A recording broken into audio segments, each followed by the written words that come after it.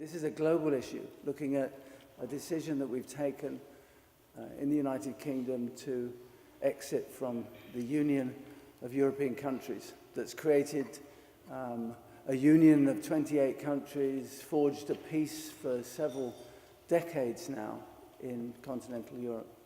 It's a big issue. And there are many stakeholders beyond the United Kingdom. And I think we're becoming aware of that as we look at the consequences of the trade deals and the consequences for economic and social restructuring globally that are likely to happen, including defense, including social and political consequences of migration, and many other things that we'll hear about this morning. Without further ado, I'm going to welcome Richard Dashwood. Professor Dashwood is the Deputy Vice-Chancellor for Research at Coventry University, a great ally of this and my centre, and I'm very pleased, Richard, that you've agreed to come and talk to us first thing this morning. So, over to you.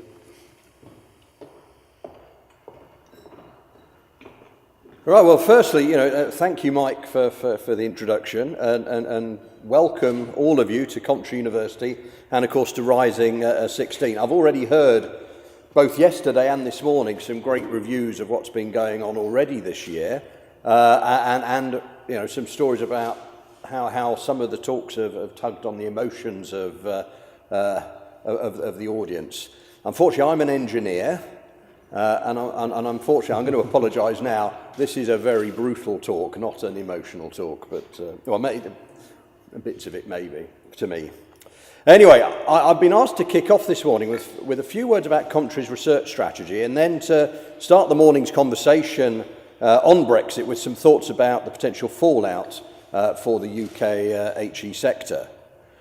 So, but with respect to our research strategy, Coventry has a very rich history of success in applied research, where it's worked with industry and the community to great success. However, in recent years, Coventry has started to put research excellence at the heart of its strategy. And so what we've done is identified a number of research areas, niche research areas, where Coventry can be dominant. And we have made investments in these areas to create and support university and faculty research centres.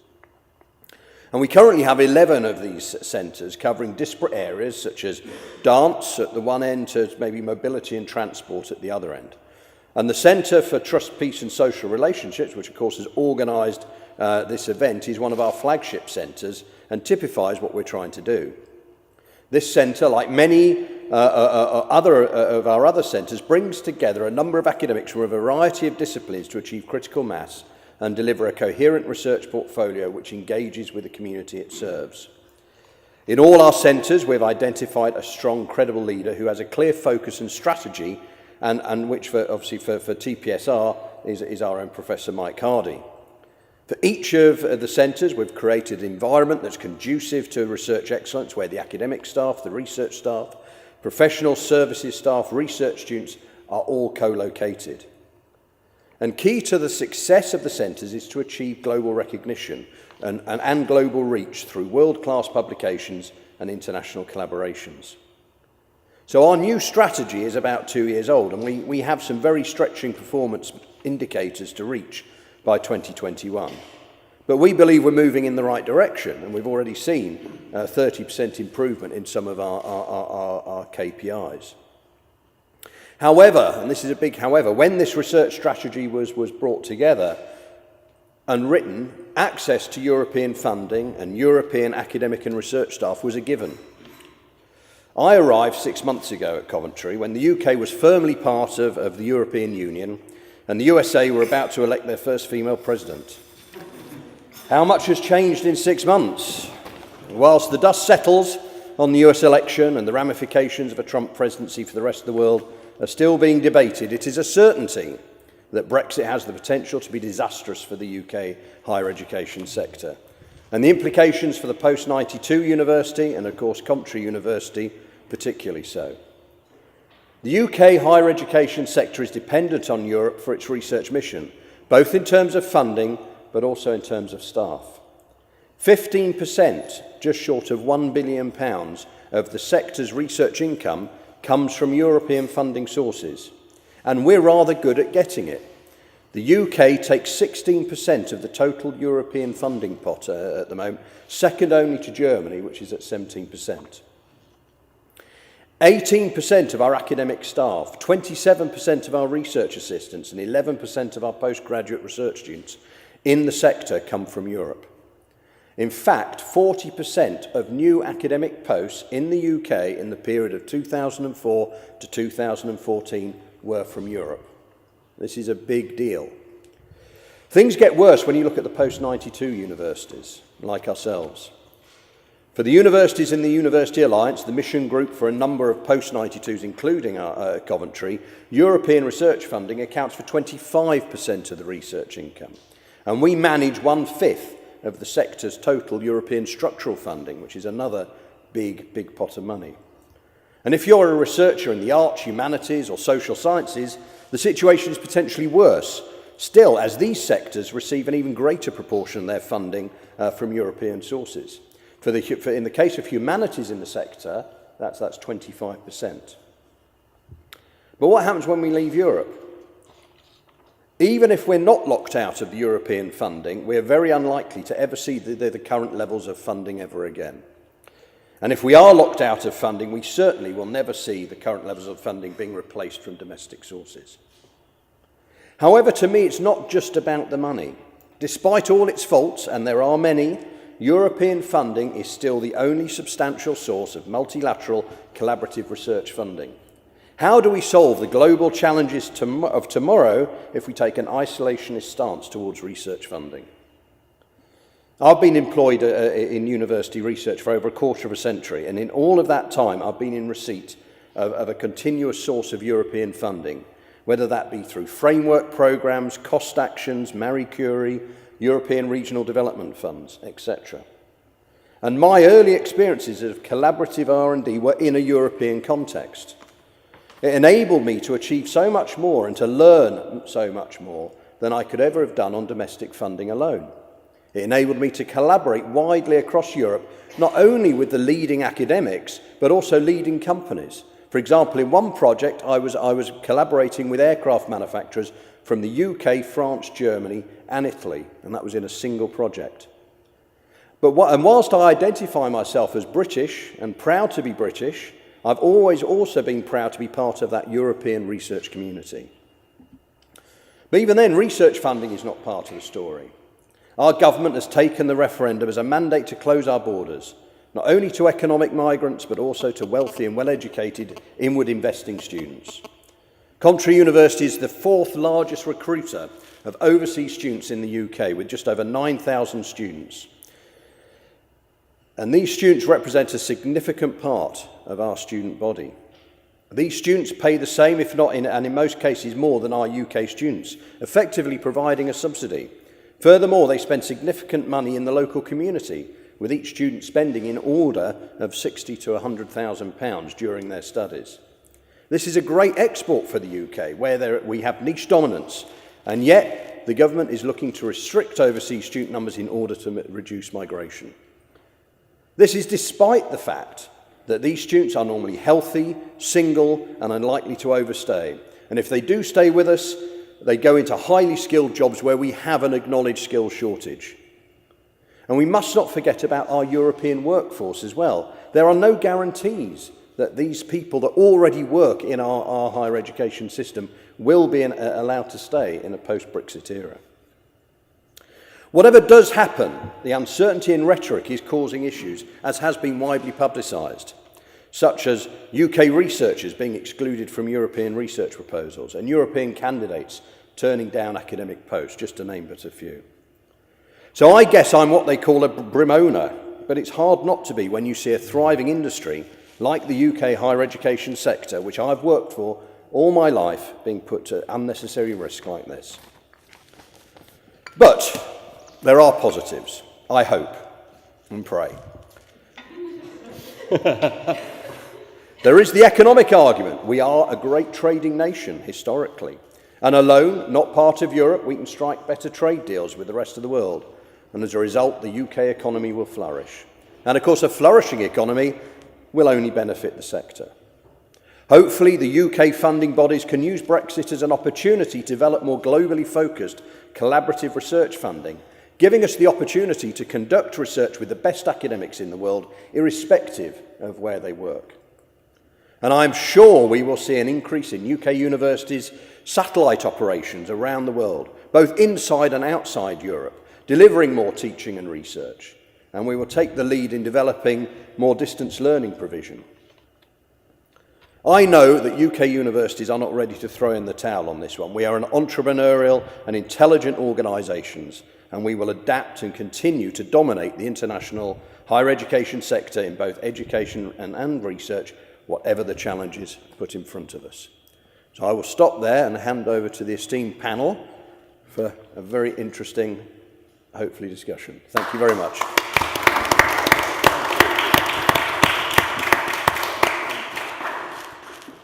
So without further ado, I'll bring John Dubber to us. John Dubber is a great friend, Director of Policy at the British Council, which is an organisation, my second home. This is my first home now. And also give us a perspective of the global consequences as well as our local one. So John, over to you.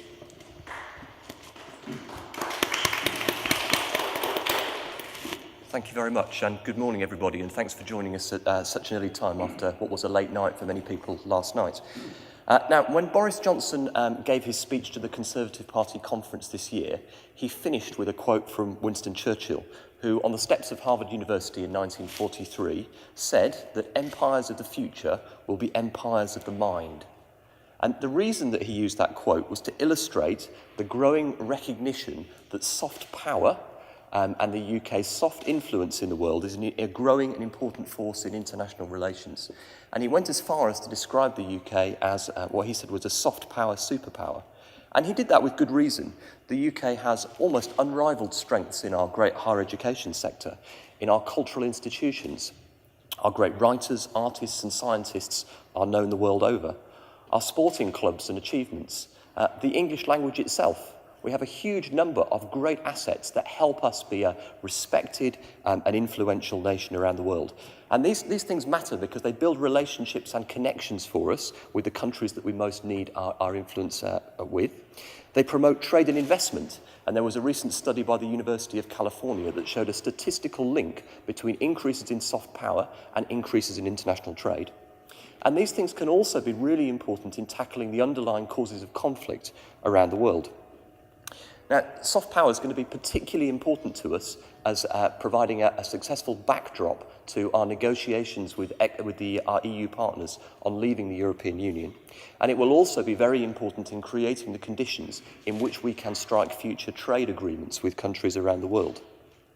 But of course, just when we need it most, Brexit presents a fundamental risk and threat to our soft power and could undermine it during this next crucial period. Now, since the 23rd of June, I think it's fair to say we've seen far more heat than light in terms of the debate about Brexit, and it is clearly far too soon to tell exactly what the long-term consequences will be on the UK's influence and reputation around the world. But there are some clues that are emerging. The first thing, I think we can clearly see that our EU partners are very unhappy with the decision that the UK has taken. And you can see that in some of the very aggressive comments that have been made by various members of the European Parliament, some of them quite senior members. The second thing is, Mike mentioned the role of the British Council. Our role is to create relationships and connections for the UK around the world through culture and education. And we have staff located across all of the different countries of the European Union. And they've been reporting back to us that they're seeing, firstly, kind of confusion and bewilderment at why the UK could make this decision. And secondly, a very strong degree of sadness and disappointment that it might be harder for some of our partners around the EU to work with us in the future. And they very much perceive Brexit as a bit of a retreat from the world and the UK turning in on itself and becoming isolationist. And that's starting to be backed up by some hard statistical evidence as well. So the 2016 International Student Survey that looks at the views of prospective international students around the world found that 43% of them feel that Brexit has affected their inclination to study in the UK. And of those, 83% say it's made them less likely to study here.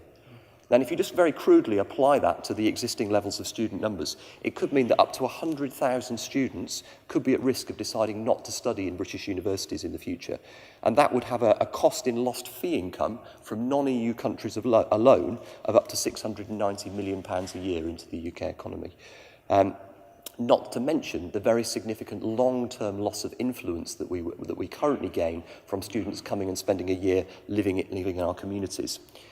And also, some of these things could have surprising knock-on consequences. So if students are less likely to come and study in our universities, they're also less likely to want to learn to study English. They're also less likely to want to take UK qualifications around the world.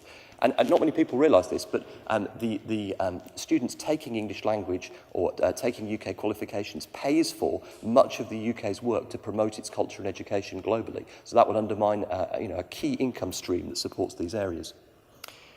We're also doing our own research on this topic at the moment, and we're surveying young people 2 months before the referendum and 2 months after across all of the G20 countries to see what the effect has been. And we haven't got the full data set back yet, but I can share with you some of the results that we have in so far.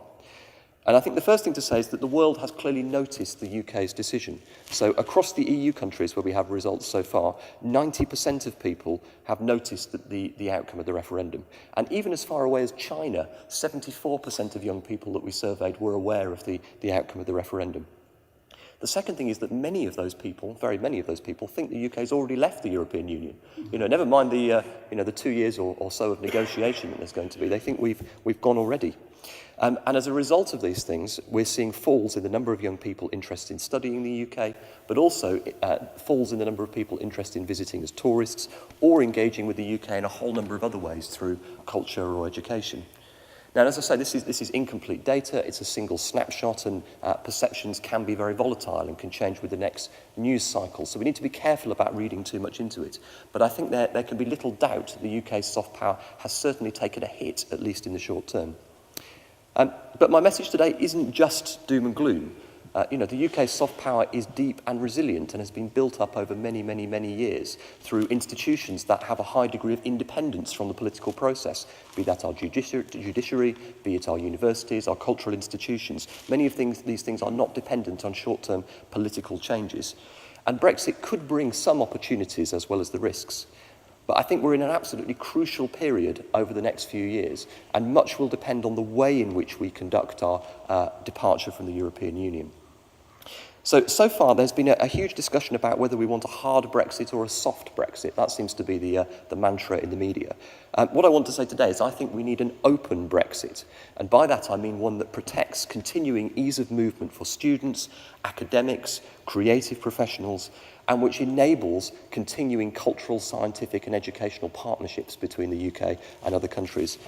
In my view, these were not things that people were unhappy about in the referendum, and I don't feel the country has voted to leave every cultural connection that it ever had with the people of Europe. Indeed, many of these things predate the European Union itself, so I think it's important we try and hang on to these things that are very precious for our influence in the world.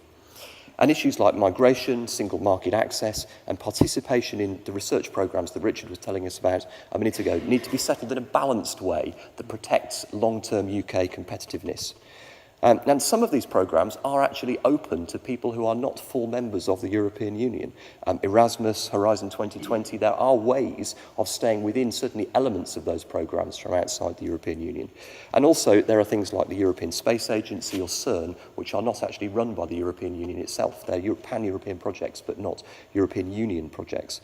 And these things really matter because they're important to our future competitiveness as a nation. But if we're going to protect these things, then we need voices from the culture and education sector to be heard. And we need everybody who cares about the UK's place in the world to stand up and be counted. Because, there are going to be a lot of people trying to influence the process of leaving the EU. And unless we stand up and make our voices heard, then these things may well be crowded out of the discussions by voices like Nissan, for example, we heard the other day about the agreement, or the big banks in the City of London. So time is short, and we need to make our views known. The other thing that's important is having a smooth Brexit. Soft power is largely driven by nations' behaviours, and we must handle Brexit in a mature and responsible way that both respects the outcome of the referendum, but also respects the rule of law and due process. And I think that's particularly important for the UK when we know that much of our influence and success as a nation has been built on a bedrock of being a stable democracy. The other thing we need to do is we need to urgently step up our trading and diplomatic ties with countries around the world, and stronger cultural, educational and scientific partnerships can underpin that very successfully. So we must invest. We must invest in our diplomacy, we must invest in our culture, and we must invest in our educational ties. I think the other thing about the referendum is I think perhaps it provides an opportunity for a bit more of an open debate about how the UK might engage with the rest of the world in the future. What kind of contribution do we as a nation want to make to the world? I was very struck by the referendum campaign that much of the discussion was about a transactional relationship with the European Union. What can we gain from our interaction with different parts of the EU's machinery? How will that benefit me as an individual or my family or my community? But what about what this country should give to the world? How do we want to be seen as a nation? And perhaps having that discussion in a more open way could help to heal some of the division between the 48% and the 52%. So I think in conclusion, if we're to secure a prosperous future for the UK following Brexit and ensure we make an even stronger contribution to a more peaceful and prosperous world, we must handle leaving the EU in a responsible way, we must secure an open Brexit, and we must invest more than ever in our soft power resources. But time is short and the world is watching us.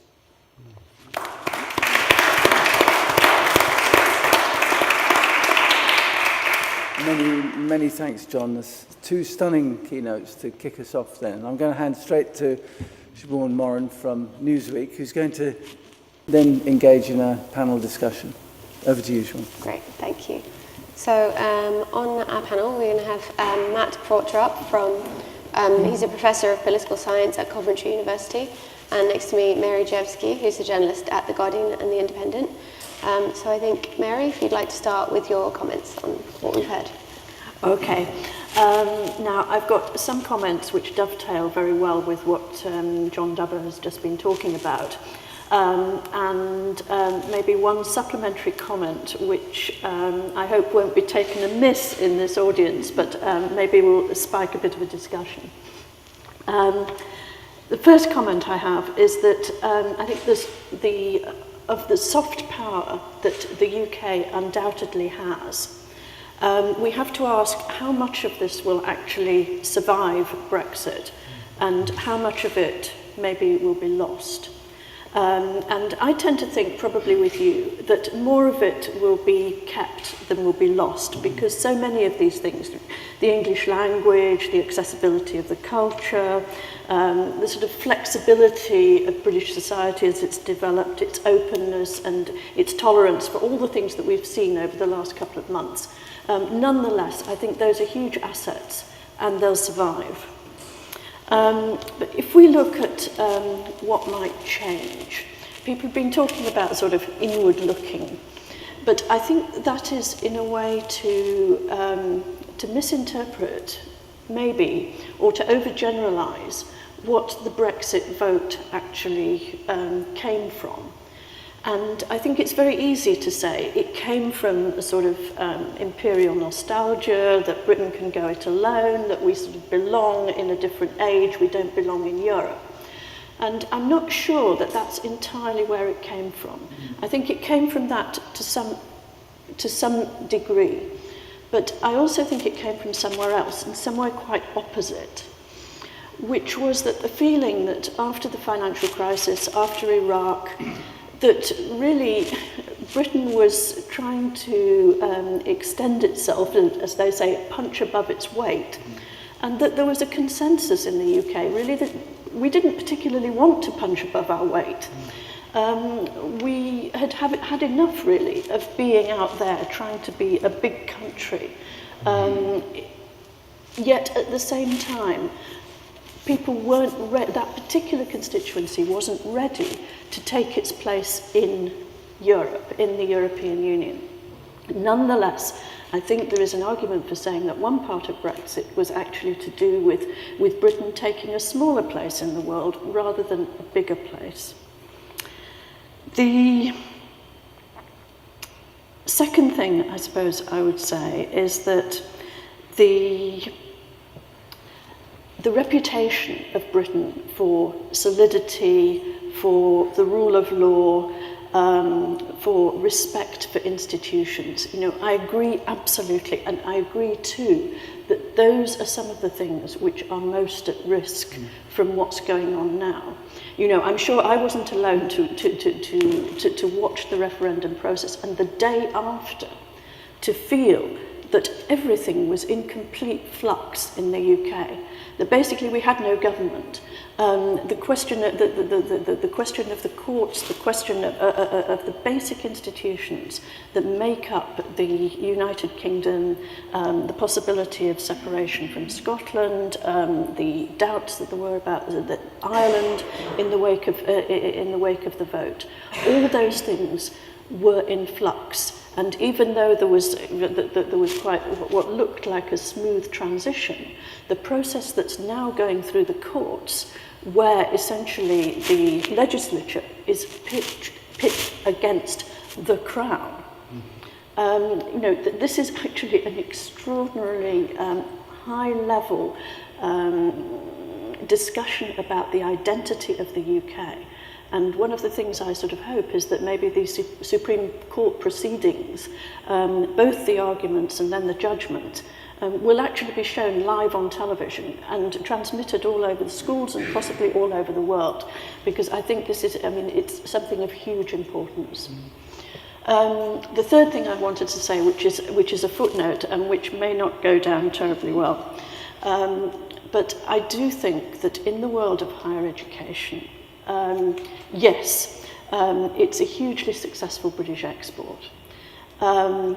But when we talk about maybe having 40% of new recruits to academic teaching and research in the UK, and something similar for students, then, and we say that that number of people are being recruited and attracted because we lack the expertise here at home. I think that is not a positive reflection entirely on the way we organise things.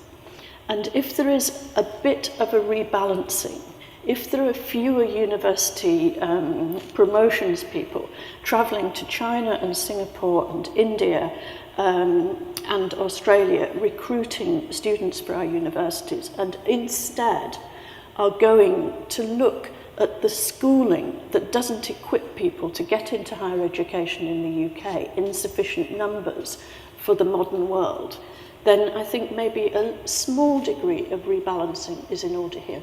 Thank you. Mike Hardy and I went to America a couple of days ago, or weeks ago, a week ago I guess it was, and we did our presentation there, and sometimes in the American audience sort of quoting David Hume and Immanuel Kant and big philosophers doesn't quite work, so we had a presentation along the lines of the Britney Spears theory of politics. Oops, I did it again. I can see there's a fan here over there. My children say I'm showing my age when I say Britney Spears because her hit was about 25 years ago, or 20 years ago, I think almost. But nevertheless, I think there has been in British politics an increasing sense of Britnification, if we like. A sense that decisions are made where you actually don't really think of the consequences. Now, we used to have a political system that had a civil service that was able to give robust advice to the government. We've seen an increasing number of experts coming into government on short-term contracts, and particularly in the Department of Education, where evidence-based policy making is basically being phased out. And the important thing now, increasingly, is not facts, but it's sort of like what might be a good idea now until we realize the consequences, and then we end up in Britney territory. Oops, I did it again. Which, by the way, I could mention is toxic if you know your Britney back catalogue. So I think those little remarks, and it is quite a serious point about the Britnification of British politics. And I think what is interesting and shocking is that we don't really have the ability, in many ways, with the Brexit negotiation, to have actually thought about sort of the plans. Now, There is an anecdote which I only have from one source. Historians always like to have two independent sources. But it's a French diplomat who was standing behind David Cameron and Vladimir Putin at one of the G20 meetings, and there was a chessboard there, and sort of small talking between Cameron and Putin was a bit sort of tricky. I think even though Putin has learned English, they didn't have a lot to talk about. So Putin said, "Do you play chess?" And David Cameron says, "No, of course I don't." And Putin then responded and said, "Well, that kind of figures." I think if David Cameron, and then there's part of me that says, "Come back, David, all is forgiven," but if David Cameron had been a chess player, it might have been a little bit better because we would have sort of thought of the consequences. And I think on Brexit, I mean, one has to speak to one's expertise, and then I have two helpful expertises. One is German politics and the other one is referendums, which a lot of people say, well, it's my fault that Angela Merkel let out the refugees, it's my fault they had to vote there. And to have an expertise in a thing doesn't mean that you actually endorse it. But I think as far as the referendum was concerned, if I could just have a quick word about that, if that's okay. I think the problem with the way the referendum was run is that referendums have a certain dynamic. And generally speaking, if you have a referendum in the first year, people will actually discuss the issues. Whereas if you have a referendum late in the term, you almost inevitably lose these referendums because they become referendums about the government or whether you like it or not. So governments generally lose 1.1% for every year they've been in office in a referendum. So it would actually have been completely foreseeable, and we had in our centre foreseen and published research that foresaw the referendum. So I think that's one of those things where David Cameron probably should have thought about it, and the government should have thought about it. The other thing about the referendum, I think this is where I'm turning to the German politics aspect of it, is that it was assumed that everybody really wanted Britain to stay. And I think that's where a little bit of homework might have gone down quite well. Angela Merkel normally speaks German because that sort of gives the stature to her office, and she just speaks very good English, but normally she will only speak in German. She, however, made an exception to this general rule when she came to Britain a little while before the referendum, where she said, "I will now say this in English," for emphasis, and she said, "I will not bend over backwards," this is a quote, "I'll not bend over backwards to give Britain a deal to stay in the European," end of quote. Now, at that stage, David Cameron might have thought, well, I'm travelling around Europe and I'm going to get this fantastic deal. They might have thought maybe they won't. The other reason that is perhaps equally interesting is that on the day when David Cameron came back, remember we had this fantastic deal that Polish women would not be able to sell child support money back to Poland, and that was a major diplomatic victory. The Financial Times had on the Data Watch on the front page where they asked different European countries if they wanted Britain to stay, and 73% of the Germans did not want Britain to stay because their self-interest, which is about as great as ours, was that if the city is not going to be in the internal market, then, well, there's only one place the city can go, which is Frankfurt. That means that, all the jobs will go there. So I think if the British government had been less inspired by Britney Spears and this oops, I did it again kind of thing, then we might not have ended up in this mess. And I think personally it is a mess, but of course that's a political statement. But I think we could have learned a lesson. We could have been less Britneying, and we could have, yes, basically used our soft power in a different way.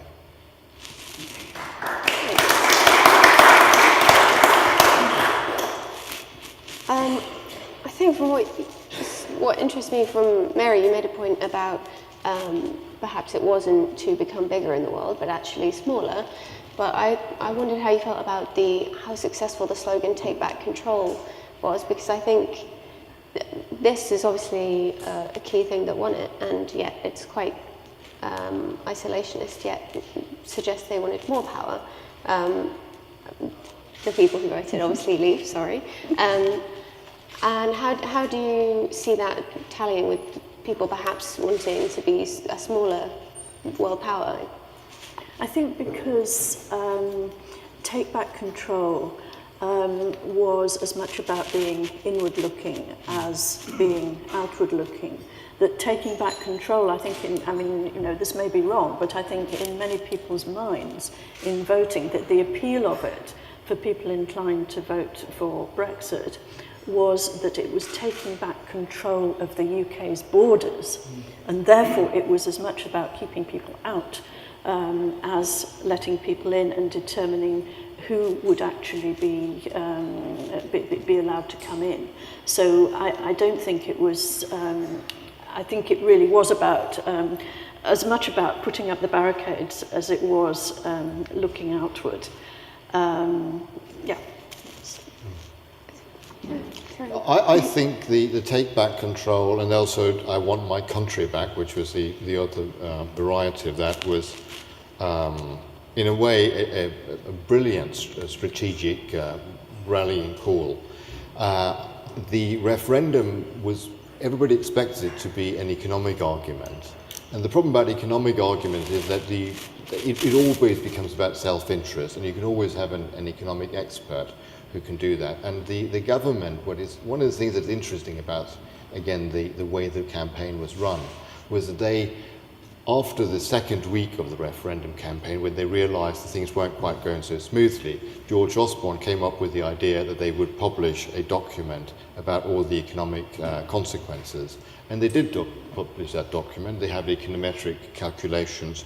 And the the Leave campaign said, well, what's your evidence? And that's a bunch of mathematics. We don't understand that, therefore it can't be true. And then they started the argument about the 1 million a week, which basically annihilated that whole argument. But what is interesting just about the take back control one was there's a chap called Gary Gunster who later worked for Donald Trump, was working for Nigel Farage, and he came up with this after focus groups and so on. So there is a link to that, and the argument was that nobody ever wants not to be in control. Everybody wants to be in control of their own lives, and here they could say, well, you can get control back, and therefore it was almost impossible to beat that strategy, I think. I think on just going back to the economic arguments, I think that there was a huge mistake, as I see it, that especially George Osborne made, which was when they presented the economic arguments, sort of front and central was to say, this will be a catastrophe for the City of London, it'll be a catastrophe for the financial services sector. It will be a catastrophe for UK openness, UK PLC, and it will be a catastrophe especially for London house prices. And there were probably millions of people out there who said, well, bring it on. You know, we're not interested in that. You know, the city and the financial services sector is what's got us into this mess. London house prices are way too much. What we want is for the house prices to fall so that, you know, young people can buy their own homes. So it seemed to me that this was absolutely an argument that was completely counterproductive. However, now the issue, considering what's been discussed in terms of funding for institutions that are our soft power, may be cut off. So, how do you think that will actually impact? Because the argument is essentially economic for protecting what we have. But do you think, from what you said about going to the people going out to India and China to bring people in, will surely be more essential because they will need money from elsewhere. We won't have the funding to invest into making people more able to get into higher education. So it's only going to push people further afield and find those connections outside the EU, essentially. I mean, I think that the way that the government has behaved so far is exactly in that respect. I mean, and I wonder how much it actually conforms, as it were, to the sentiment of people who voted for Brexit, because, you know, Theresa May has been to China. There've been sort of top-level talks with Australia, with Canada, talking about and her recent visit to India, which seems to have been of questionable success. But both she and Boris Johnson seem to be looking to, as it were, the former empire as a solution to losing the links with Europe. And I, for one, am very doubtful about that, because I'm not sure that that's what people meant when they were voting for Brexit. I also think that, geography simply militates against that. Yes, that institutionally the UK is going to be leaving the European Union, but it's not going to be leaving Europe, and we've got to have some sort of civilised and sensible and self-interested relations with the European countries and with the European Union. Could I just comment on that, because I think that's absolutely critical. I think we know that the trade is, I've heard it described as a bit like gravity, because what matters is distance and size. So, the UK is going to continue to need, very, very strong trading relationships with its partners across the European Union. I think the UK exports more to Ireland than it does to India, China and Brazil put together at the moment. So we need to try and hang on to that. And while clearly it's important the UK tries to develop a more global role, we're not going to be moving geographically as a nation. And given all the political turmoil that we have, I think it's more important than ever that some of the things that are not about direct government relations are working well with our European partners, and we do everything we can to try and hang on to that. I think so. I think the question is, do you think, do they expect to not be able to get a deal with the EU? And what sort of deal are they thinking they will get? Because so far we've heard nothing about what they are expecting. And obviously there was this leak yesterday about supposedly having no plan. But in terms of actions, you're right, Theresa May has gone to China and to India. So how do you think they're playing? Is it a hardball, or is it just they don't expect a deal? Obviously, Merkel more. Do you think she's going to get a deal? It's interesting that people said that apparently she said something yesterday, and obsessive person that I am, I then got my Süddeutsche Zeitung app out, and which is I've got on my phone, and I get updates every now and then. And she again reiterated this wonderful German phrase that's called Rosinenpickerei, which means in Germany when you get donuts you actually have raisins or sultanas in the donut, which I find a little bit odd, but that's cultural differences. And then a sort of a good German will take out those little raisins and then leave the rest of the donut, Berliner they're called by the way, aside. So the German phrase, if you want to sort of cherry pick, is to pick raisins out of the bun. I just like the other phrase anyway. And she then reiterated what she had said when Theresa May was over there. When she met Theresa May, she said, well, two daughters of vicars will always get on. It was and Theresa May was always wonderful, isn't it? And then she says, but by the way, there will be no cherry pick or no Rosinenpickerei. And you won't be able to, it's not an a la carte menu, you're going to have to live with it, you're out, and then we'll be happy and friendly. So basically that's what she reiterated yesterday. So there's been a straight no ifs, no buts, either you leave or you don't. Also interestingly, Wolfgang Schäuble, who's a German finance minister, who is not a cheerful kind of person really, but normally says things as they are, had said not long ago that Britain was a member of a family. And you might have odd members of family who stay in their own room all the time, which I thought was quite a nice metaphor. So you see the grumpy little Briton up there playing loud music. I can play my Sex Pistols when I like to, And you say, well, it's okay because Britain, he's a bit odd, he's one of us. Now the problem is when little odd Britain up in the attic decides, well, I'm going to leave now, but I do want the car and I do want to be able to come back and use the garden. Then maybe not. And Schäuble, who used this metaphor, he didn't mention the Sex Pistols, but he might not. But he said there's a difference now between being a member of the family and a mere neighbour. You want to be friendly with your neighbours, but you're not going to give them that extra special treatment. You're not going to give them that sort of leeway. So I think the problem is that we have now moved from being the odd kid in the attic that everybody can tolerate to being a slightly annoying neighbour. and you just want to make sure that, you know, we don't have any fights over the hedge. But I don't, you know, from a German perspective, it doesn't look very, very good. And the other thing about the German perspective is that they're in a pretty, and the rest of Europe are in a pretty good negotiating position, because there is only so much time, and then we have to revert back to World Trade Organization's terms. So not near good, as they would say in Scotland. Thinking about it being a neighbour, that makes me think of Ireland, which is obviously completely on the border. And in terms of peace, if we're talking about soft power and literal power, that's obviously an issue. And I think, I don't know, do you think there's any question of what will happen with the Good Friday Agreement and the border? Will it be a policed border? I mean, I think that both in the run-up to the referendum and afterwards, that actually the Ireland question in some ways is more important and more critical and more immediate than the Scotland question.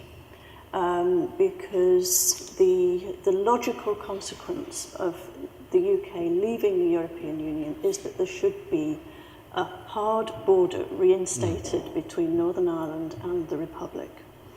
And given that one of the big achievements of the Good Friday Agreement was not just to quell the violence, you know, the extent to which I think there is actual, real peace and reconciliation as opposed to negligible violence in Northern Ireland, remains in question.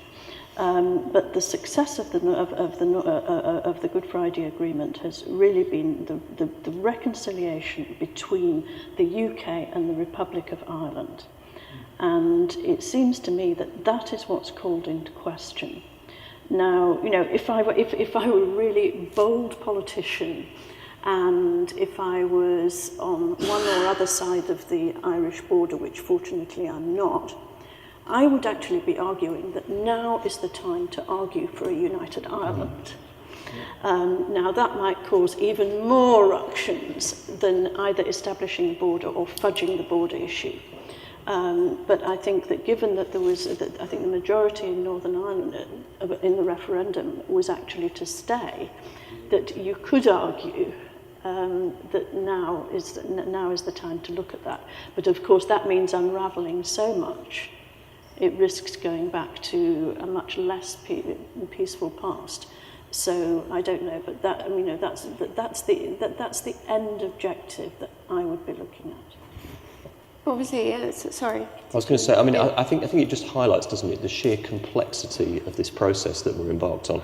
And I don't know if anyone saw the leaked memo yesterday, but, you know, the discussion of needing an extra 30,000 civil servants to kind of process some of these issues. There was a very interesting report produced a couple of weeks ago by an organisation called UK in a Changing Europe that set out how the UK might go about leaving the European Union. And it strikes me this is a bit like, you know, if you have your house and you built an extension 40 years ago to your house, and now you decide to dig up the foundations, but you don't want to knock the house over, and you're not quite sure how to go about doing it. I mean, the scale of this challenge is absolutely immense, and I think that it's very worrying that we have, you know, as Matt was saying, quite a short time scale to do it in, and potentially quite a weak negotiating position because of the way that the European treaties were set up. So it's absolutely fundamental that we really, really think this through very carefully and think about which things about our relationship with the European Union are particularly valuable or support other things that are important to us. And we try and find some way of, you know, really calculating what the consequences to those would be before we, you know, very quickly withdraw. I think it's really, as you say, it's opened up a can of worms, essentially, with all of these things, the Ireland issue, but equally the kind of rise of right-wing and Eurosceptic sentiment across Europe. And obviously there are elections to come next year in France, and Austria is about to potentially elect its first far-right president. That will happen in December, I think. So what do you think? Is it too much to think that the EU project might actually have been somewhat doomed by Brexit? I think it's not doomed at all. And I think it's interesting that immediately after the vote, support for the European Union went up, and several of the parties that had demanded before a referendum on independence, as they called it, decided not to go for that. So I think the resolve in many European capitals and among businesses has been, now we really need to keep it together. One of the arguments that was mentioned by the leavers here was that German businesses would not accept that they couldn't allow British companies to sell to Germany. And the chairman of BMW said, well, we will rather sell a few less cars than break up the European Union. So if we have to take a hit, we would rather take a hit in terms of the cars. So I think the thinking in Europe is quite long term. So I don't think the European Union is going to break up. I think the more likely breakup would be in the United Kingdom. Now, there might be a united Ireland. I personally wouldn't mind that, actually, but that's by the by. I think another possibility could be Scotland. Now, the argument has then been, the Spaniards wouldn't allow that. But it's interesting, in the last month, the Spaniards who were opposed to Scottish independence when there was the referendum, because it was a bit like Catalonia, they have now changed their position, and they are saying that Catalonia and Scotland have got nothing to do with each other. It's a completely different story, and Catalonia was never really a country, Scotland was a country, and the dynamics are very, very different. So you cannot compare the two. So therefore, by implication, the Spaniards are saying we'd be happy to welcome the Scots if they were to join as an independent country, which would then leave England as what I would call Norway with nukes. Sort of Trident would probably have a little base in Southampton or Portsmouth, and then we can say we're very important because we've got nukes, but we would still be not the 9th person that Donald Trump would bring, but probably about the 21st. But we will still have our nukes on a couple of submarines. We won't have the funding for the universities nor the rest of it. So Europe will stay together, but Britain might break up, which with Scotland I would be quite sad to see that. I think one of the interesting things to watch is I absolutely endorse that. In Norway with nukes, the EU sort of coming together. That there has been one of the maybe slightly more surprising responses to Brexit was the speed with which the French and the Germans and the Italians all came together and in a sense said, not exactly good riddance to the UK, but it said, well, it makes certain things easier. And one of those things that it's made easier is the common security policy and the possibility of a united Europe, EU defence, including the possibility of a single army and a single border force. Now, I sort of think that that's probably overdue, that those sort of things could have been developed over the last few years. But of course, one of the reasons why they weren't developed over the last 10 years was because the UK essentially exercised a veto over them, and was still trying to exercise a veto. Even after the Brexit vote, the Defence Secretary said, no, we will never tolerate a European army.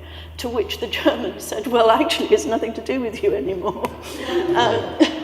I don't think that's it seems to me that's an entirely sensible thing for the European Union to look to.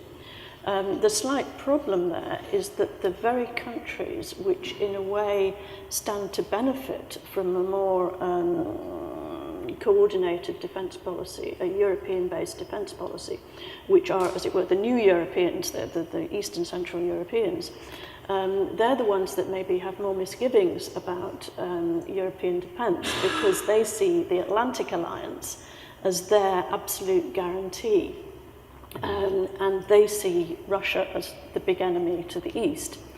Now, of course, the American election may to an extent change their calculations there. But I do think that along with the sort of greater cohesion that's been expressed in the wake of the Brexit vote by, as it were, the old Europeans, the position of the new Europeans is maybe slightly different. And one of the things there was that Britain was a big champion of expanding the European Union. It was a big champion of the joining of the East and Central Europeans to, and you could argue that one of the biggest ironies is that the East and Central Europeans, in a way, think or thought more like the British in their relations with that they didn't want too much cohesion, they didn't want to give up too much sovereignty, given that they'd only just recovered a lot of it. But at the same time, they've now lost their champion in the UK, and the extent of migration from those countries under freedom of movement is arguably something that actually precipitated the UK vote. I think so. The mention of Eastern Europe is obviously going to be a huge factor, and we've only touched on the Russia issue, which is obviously quite to be decided. But I think we've come to the end, essentially. But I don't know if you have any concluding statements you'd like to make, or any final comments? Can I just say one thing, Yes. which is about this rise of kind of populism, and I think, you know, one of the things that's been apparent over the past few years is that when you have a major financial crisis, you know, it's not that surprising that countries maybe turn in on themselves a little bit more. And also the whole issue of, in a globalised world, it's becoming increasingly clear that the benefits don't necessarily trickle down to everybody across the society, and they tend to pool in particular areas. And I think it's worth kind of reflecting on that issue. And certainly the British Council, one of the things that we want to do in the next period is try and enable more young people across the whole of the UK to have international connections and gain benefit from international experiences. So we want to try and enable all UK young people to connect internationally through their schools, through their education system, through higher education opportunities, through cultural partnerships and so on, and also through the learning of other languages. And actually, if the UK is going to make a success of Brexit and forge the kind of international partnerships that it's going to need in the future, then those kinds of international connections for the next generation of leaders and influencers in our country are going to be more important than ever. I think it's true. So, sorry, thank you. I think that's the end of that. I think we don't actually have time for any questions, unfortunately, but thank you. Thank you very much.